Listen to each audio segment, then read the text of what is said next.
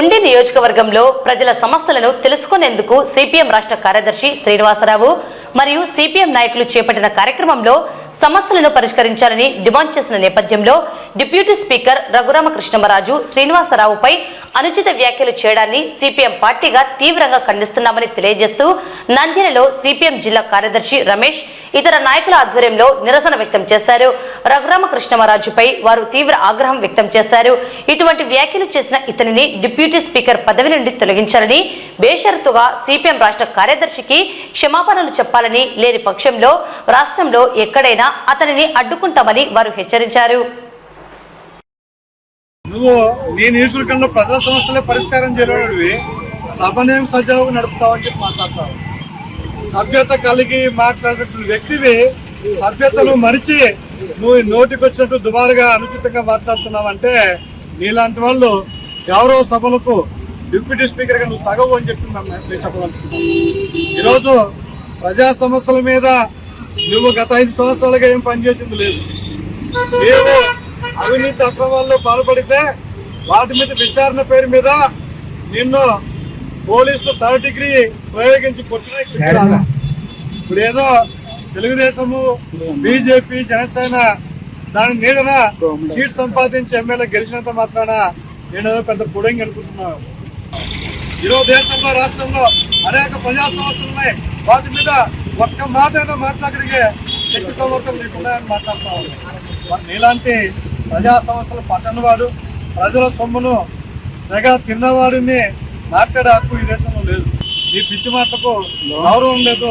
జాగ్రత్త పౌరుల దగ్గర తీసుకోకపోతే తీవ్ర పరిణామాలు ఎదుర్కోవాలని తీవ్రంగా హెచ్చరిస్తుంది. రఘురామకృష్ణరాజు డిప్యూటీ స్పీకరు మనిషి బరుగుడ్డ అర్థం కాని పరిస్థితి ఈరోజు కనపడతా ఉంది. మనిషి అయితే మనిషి రూపంలో మాట్లాడతాడు.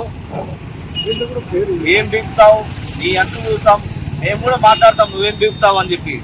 రఘురామకృష్ణరాజు నీకు సిపిఎం పార్టీగా మేము ఛాలెంజ్ ఇస్తూ ఉన్నాము.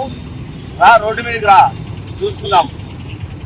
అధికారం వచ్చింది కాబట్టి నువ్వు ఈరోజు నీ ప్రతాపం చూపిస్తా ఉన్నావు. 5 సంవత్సరాలు నువ్వు ఎన్ని బాధలు పడినావు, ఎన్ని కష్టాలు పడినావో మాకు తెలుసు. బయటికి రాకుండా కూడా విదేశాలకు పారిపోయి స్టేటుల్లో దాక్కొని కింద పైన వాయు కొడితే పోలీసులు ఉడుకు కాపుకునే పరిస్థితి నీకు ఆ రోజు కనపడేది. నువ్వే స్వచ్ఛందంగా విలేకరుల సమస్యలు చెప్పినావు, భయంకరంగా కొట్టినారు అని చెప్పి. అదేవిధంగా బ్యాంకులకు అంటే ప్రజల సొమ్మును పంగనామాలు పెట్టాను. 600 కోట్లు నాకు వ్యాపారంలో లాస్ వచ్చిందని చెప్పి 600 కోట్ల రూపాయలు నువ్వు బ్యాంకులకు పంగనామాలు పెట్టుకుని దాక్కున్నవి. నువ్వు ఈరోజు సిపిఎం పార్టీ రాష్ట్ర కార్యదర్శి శ్రీనివాసరావు గురించి మాట్లాడతావంటే నీకు చిక్కు ఉందా అని అడుగుతా ఉన్నాం. కాసుకో, ఇంకొక 4.5 సంవత్సరాలు, ఇప్పటికే సంవత్సరం అయిపోయింది. ఇంకొక 4 సంవత్సరాల పాటు ఉంటావు అధికారంలో. 4 సంవత్సరాల పాటు ఎన్ని ఇబ్బందులు పడతావో, ఎన్ని కష్టాలు పడతావో చూస్తాం. సిపిఎం పార్టీ పోరాటం అంటే ఏందో నీ ముఖ్యమంత్రి చంద్రబాబు నాయుడు అడుగు, తెలుస్తుంది. సిపిఎం పార్టీ దెబ్బ అంటే ఏందో, సిపిఎం పార్టీ పోరాటం అంటే ఏందో తెలుసుకొని మాట్లాడమని చెప్పి సిపిఎం పార్టీ ఈరోజు ప్రశ్నిస్తా ఉన్నాం. ఈ రఘురామకృష్ణరాజు ఎవరు? 4 ఏళ్ళు దాక్కొని రాష్ట్రానికి రాకుండా దాక్కుని ఢిల్లీలో కూర్చొని భయపడి తర్వాత ఆ రకంగా బయటకు వచ్చినటువంటి వాడు. ఇదే విధంగా మాట్లాడితే పోలీసులు తీవ్రంగా ఆ రకంగా వాడిని తన్నడం అనేటువంటి జరిగింది. సిగ్గులేదంత అంతకంటే కూడా మళ్ళీ ఈరోజు బయటకు వచ్చిన తర్వాత సిపిఎం పార్టీ నాయకుల మీద మాట్లాడుతున్నా.